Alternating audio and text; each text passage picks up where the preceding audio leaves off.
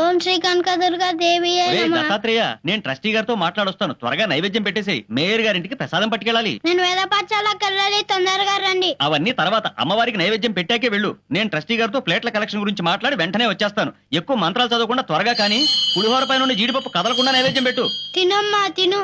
నేను వేద పాఠశాలకు వెళ్ళాలి, ఆలస్యం అయితే మాస్టర్ గారు కొడతారు. తినమ్మా తిను. మా అమ్మవు కదా, తొందరగా రా అమ్మా. త్వరగా వచ్చి తినకపోతే నేను ఇవాళంతా భోజనం చేయను.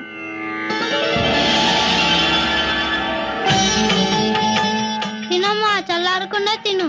ఇవాళ సామవేదం చెప్తారు, ఆలస్యం అవుతుంది. తొందరగా తినమ్మా.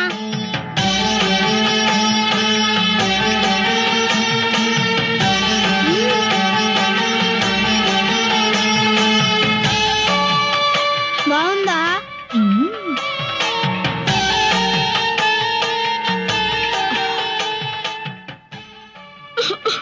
పొలం మారిందా? శివుడు తలుచుకొని ఉంటాడు. నేను దిష్టి తీస్తాను.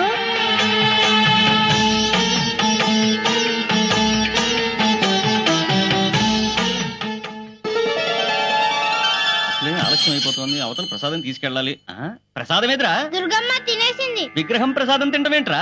నిజంగానే అరిగించింది. నువ్వు తినేసి అమ్మవారి మీదకి నెట్టేస్తున్నావా? దౌర్భాగ్యం!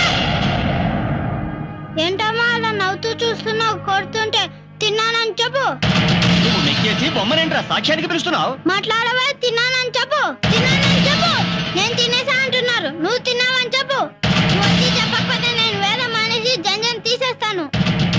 చెప్పు. ఒరేయ్, కమ్మని పులిహోర పెట్టి చెయ్యి కడగడం మర్చిపోయావేరా?